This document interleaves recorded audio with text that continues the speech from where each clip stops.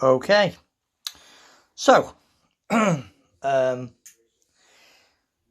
just got this, and this is the FX Dreamline Lite Compact. Bit of a mouthful, and it is tiny. That is definitely the first impression you get when you open the box. Quite how tiny this rifle is. But before we get into that, let's have a look at what you get. So you get your really rather nice FX Airguns cardboard box. A fairly, got to say, pretty comprehensive instruction book. Much more comprehensive than you get with a lot. It's very good. So you get a really comprehensive instruction book. You get a little filler probe, connector for your air bottle rather, and you get one magazine and the rifle. So let's get straight into it. Now, before I start, I'm going to explain why this is my first FX rifle. I've never had an FX rifle before, and people always say, oh, you know, why have you never had an FX? Why have you never had an Impact? Why have you never tried one? And the reason is because a long time ago, when the FX first came out, the Impact first came out rather, a couple of friends of mine had the Mark 1s, bought the very early ones, really excited about them. And to cut a long story short, all three of them had nothing but continuous problems with them. No end of leaks, dodgy gauges, mainly leaks though. And one of them, he had it for maybe, 18 months, and in that time it probably spent more time getting repaired than he actually had it in his hands. And the other thing that put me off was the incredible trouble that they had actually getting the damn things fixed. I'm not sure who the importer was at the time when the first ones came in, but they had a hell of a job getting them fixed. It took ages. Things were slow coming back, and it was just absolute pain in the arse. I mean, I understand that all air rifles can go wrong. You know, they're complicated things and things can go wrong. But in all fairness, with my R5M, as anyone who watches this channel will know, my Matador lead gun, the first one of those I had a dodgy, there was something wrong with it, and the power suddenly dropped off. But to be fair, Graham Denny at Egg Guns UK straight away arranged for a courier to collect it and replaced it straight away. And it took, within a few days of it having a problem, I had a replacement one that was working fine and has worked fine ever since. But their experience with the FXs and the importer at the time, and I don't know who it was a nightmare. They couldn't get all the parts. Getting them back was terribly, agonisingly slow. And all of that put me off. Now, I understand the FX is an incredibly complicated air rifle, which doesn't help matters. Apparently, it's got sort of almost twice the number of seals in it than most PCP air rifles.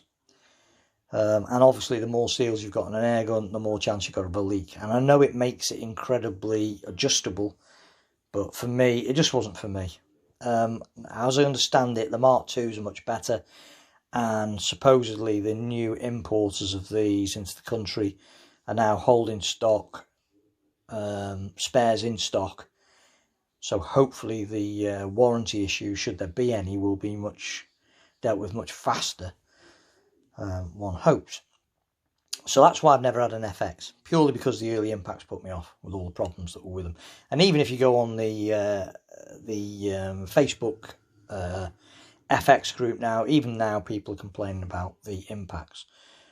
Oddly enough, you don't hear much complaints about the other rifles in the ranges. It just seems to be the Impacts. I think it's because they're so incredibly complicated and so many things can be altered on them that they're just over the top a bit, I think. So I saw this Dreamline Lite. I saw these at the British Shooting Show. And I liked it because A, it's tiny little thing. And what I basically want, I want a night hunting rifle. And these weigh nothing. I mean, I think it weighs £5, which is nothing. It's incredibly short, incredibly light, and just the overall dimensions of it are tiny. So you put a big heavy night sight, let's be honest, all night vision gear, even the Pard, which is one of the more compact night vision gears, even that's fairly heavy. Stick that on top of this and it's going to make no difference at all. But the other thing I liked about this was it has some of the features of the Impact, but in a much simplified package. So it's got several of the good points of the Impact. Namely, it's got a really, really beautifully slick side lever action. And this side lever is very, very slick. I put a few shots through this just to chrono it. And by the way, it's given, with this is 2.2 cal, and using the Hades, it's giving 11.3 foot-pounds. So I'm more than happy with that. So it's got a very, very slick cocking lever, like the Impact. And it's also got an incredibly good trigger, like the Impact. And the other thing with the Impacts is when the guys that own them that I knew, when they were working, they were massively impressed with the way that they shot. The accuracy, the triggers were really good. It was just that, you know, you never knew from one day to the next and get out the gun cabinet whether it was going to work or whether it was going to leak. So this has got the same STX smooth twist X barrel in it, which FX are well known for. This is the latest incarnation of that. And it's got the really good match quality trigger. And I've got to say, I've only fired a few shots through the chronograph, but it's a really nice trigger. I'm impressed with that trigger already. Very good first stage. Comes to a noticeable stop, and then a very crisp and light second stage let off. Really, really good. Very nice. Like the trigger. Barrels, got a brilliant reputation for being very accurate. Also for being fairly forgiving of the ammunition used. So that's why I went for this, because it's got those good points of the Impact, but hopefully without all the complexity. I think the airflow system through the Dreamlines is far, far simpler. What it means though is that you're not going to be able to get anywhere near the power. If you're an FAC holder or you're shooting in America, you're not going to be able to get anywhere near the power levels you can with an Impact. But for sub 12 foot-pounds, that's immaterial. So for me, the fact that it's got an easier flow of air into the chamber and everything's a lot easier on these, should make them more reliable.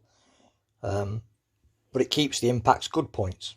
The barrel, the cocking lever and the good trigger. Only in a lighter, simpler and hopefully more reliable package. You can alter these no end. There's no end of bits and pieces that you can change on these things. You can change from a tube to a cylinder. I mean, from a cylinder to a bottle. And you can get a carbon fibre bottle or an aluminium bottle to fit on these different sizes. You can change calibers really easily. You can put the heavier barrel on here as well if you want to, though in sub 12 foot-pounds that's probably not a relevant issue. That one's designed for shooting heavier pellets for higher powers, but sub 12 that's probably not going to enter the issue. But you can change the calibers fairly easily, probably almost as easily, well, as easily probably as you can on the Priest. You can put they do other things. You can put the Picatinny rail on the top of it. You can take this stock off and put a AR-15 type stock, either a fixed or even a folding. So it's got loads, you know, you can change the grips over dead easy. It's got loads of different possibilities on this rifle, which is one of the selling points of it, because you can put it in a wooden stock or turn it into a bullpup. None of these options, by the way, are particularly cheap, but if you want to, you can do it. So theoretically, you could buy just this one rifle and have it as a folding buttstock tactical rifle, a bullpup, or a wooden stocked rifle, or this, rather than having to buy the same actions. Still be very expensive, but there you go. So let's have a look at what you actually get here. So you get a cylinder. It's quite a small cylinder, fills up to 230 bar maximum. Normal gauge for reading how many bars in the cylinder. Got another gauge for the regulator, and now on the FAC and the American versions you can adjust the reg pressure on these. On the sub 12 foot-pound versions you can't, but nonetheless it's got a regulator pressure there. Smooth twist X barrel, shrouded. It's not a particularly fat shroud, I must admit. I'm quite surprised at that. The shroud is actually quite thin, really. It's not much of a shroud at all, really.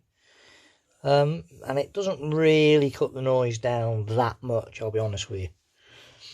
There's a little venting hole in the rear for the air from the shroud, and it's got the normal 1/2 inch UNF to put a silencer on. And I think, I'll be honest with you, you're going to need a silencer on this rifle.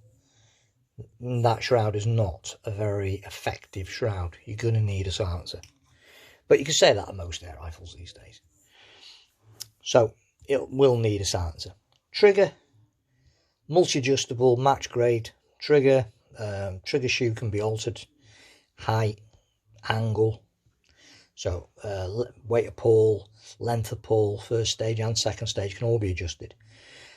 Must admit, as it's come from the factory, I'm more than happy to leave that alone. That feels really good. Side lever cocking, really smooth. Really is very smooth, very slick. That's very slick. I like that. Safety catch in the right place, i.e. near the trigger where you can get at it, and it's got a fairly militaristic sort of on and off. If you do it slowly, you can get it to do it nice and quiet. If you do it quick, there is a click, but you can get it to be quiet, which is perfect for hunting. It's got like a Hogue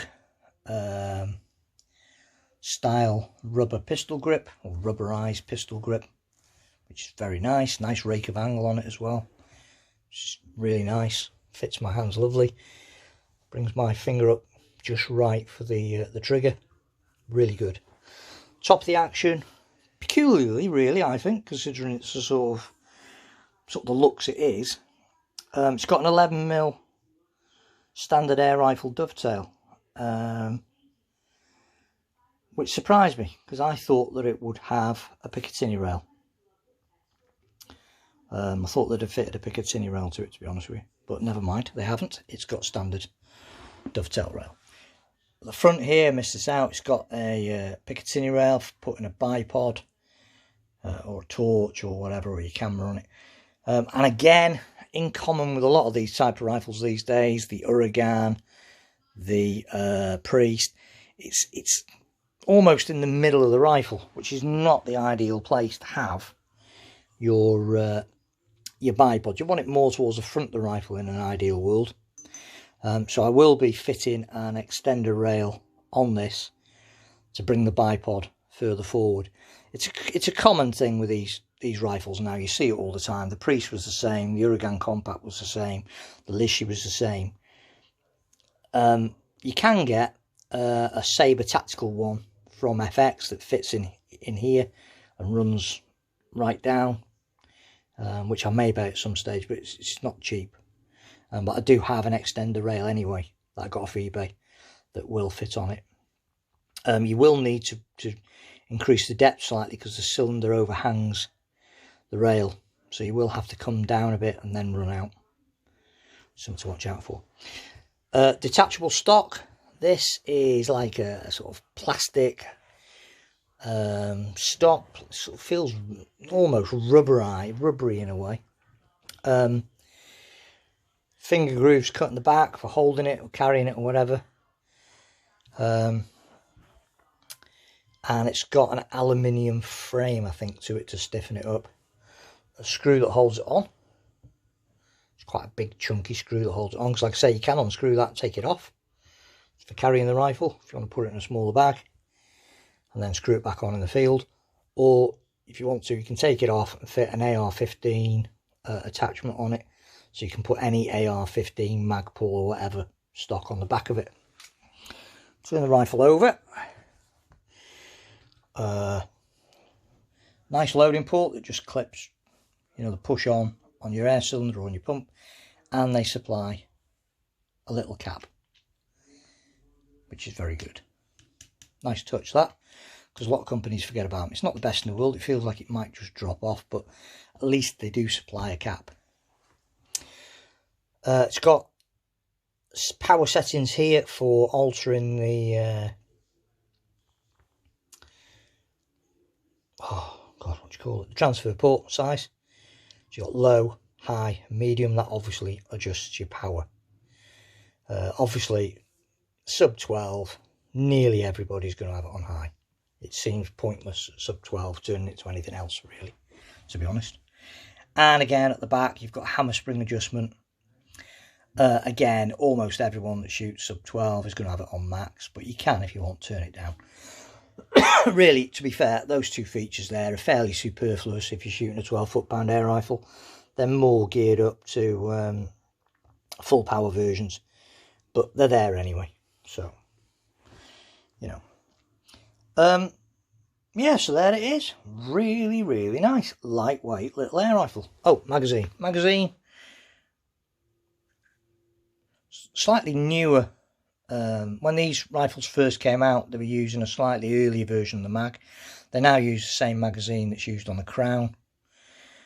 Plastic front face comes off.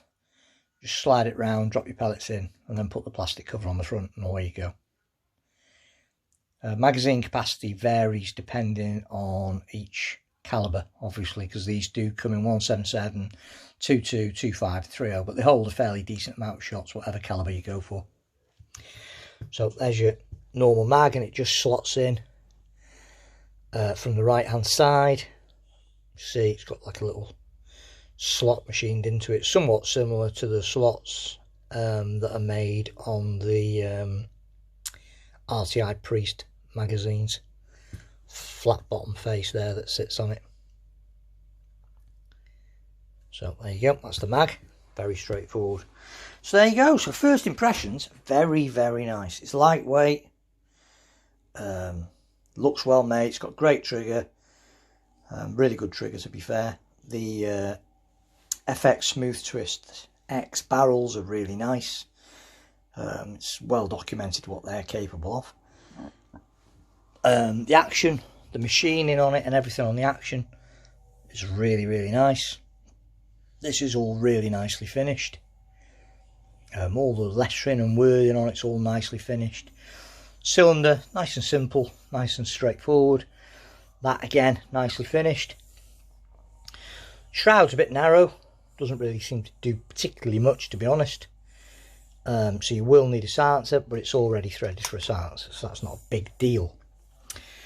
So there you go. So what are the downsides so far without even shooting it? Things that I'm not especially overjoyed with. Number one, I would have thought that it would have come with, I obviously knew it had 11mm rails, but you would have thought in this day and age, on a tactical looking rifle like this, they would have made a Picatinny rail to start with on the top. So I just thought they would have put a Picatinny rail on the top of it to start with. This is a bit of a moan, but it's a common moan on all these rifles. The RTI Priest, the Uragan Compact, and lots of others, the Impact as well. The fact that they put the rail here, I still think that as standard with a lot of these rifles, there should be some extender that comes that pushes it out to nearer the front end of the rifle. It's just a personal thing, but if you look, an awful lot of people end up buying these rifles all fit one of those extenders on the front, so it would have been nicer if they could have put one on. And if they do it in the factory, it would probably cost them about an extra 30 quid. So, you know, and it costs more than that if you have to go out and buy one aftermarket. But to fit one on or make one as part of the actual build, I think personally would have been a better idea. But that's not just an FX thing. That's on the Uragan Compact, the Priest, a whole host of rifles actually, the Ed Gun Leshy, they're all the same. They've all got this little thing here. It's not a big deal to do it yourself, but it would have been a lot cheaper if they'd have done it anyway. And they know that almost everyone's going to do it, in all fairness, because it makes the rifle much more stable having the bipod up the front. Similarly, light, all your record, your camera, everything, it's better off up the front rather than stuck in the middle of the gun. So there you go. So I'd have changed that possibly and put a rail on there. But that's not just an FX thing. That applies to an awful lot of modern, these air rifles that come as standard now. The one thing I am a bit surprised of, when you look at the rest of it, all this really beautifully machined, nicely cut, really nice finish on it. You know, there's no rough edges. Everything's very smart. Everything's very nice. This is all very nice. This plastic butt, though, has been not especially well finished, in my opinion. I've nothing against the plastic butt. The plastic butt, as it stands, as a functional item, is a good idea. You can remove it straight away with that screw. It's got a nice sort of feel to it. It's functional, comes up nicely. It's got a decent amount of shoulder grip on there. Nice little finger grooves here, and it looks nice. The styling fits in. It's just the way it's been finished. It doesn't look as if the same company's finished it. There's terrible moulding marks on it. Look at them moulding marks. See them? All the way down. And even on the top, it's got moulding marks on it. Picky? Perhaps, but just the stock doesn't live up to the rest of the rifle. It looks it's a bit bizarre, really. It's a bit strange. You know, even the colouring. If you look at the colour there, you've actually got a little bit sort of, it's like a slightly different colour as it blends in there. So yeah, so I don't know. See here? It's like a lighter grey. And it's not just the way the light plays on it, it's like that to the naked eye. I know that the camera can pick up these things sometimes. So yeah, so that part of the stock is a bit, I don't know, it's a bit odd really, because sort of from here, or from there forward, is excellent. You cannot fault the finishing, the quality of it, you can't fault it. From there back, it looks like it's come off an air gun that's cost maybe 100 quid from China. So that's a bit bizarre. I mean, it doesn't affect the way the rifle functions, but it is a bit bizarre that sort of from there forwards, the rifle's lovely. And, you know, well lives up to what you've paid for it. It's a sort of quality that you would expect for the money. But from there back, that looks like it's come off a much cheaper rifle. Strange, but there you go. But overall, it doesn't really detract from it at all, really. Because it is just a stunningly good looking little gun. And it's so light and so compact. It really is. It's a tiny little thing. Like I say, UK sub 12, shooting 11.3 with JSP Hades.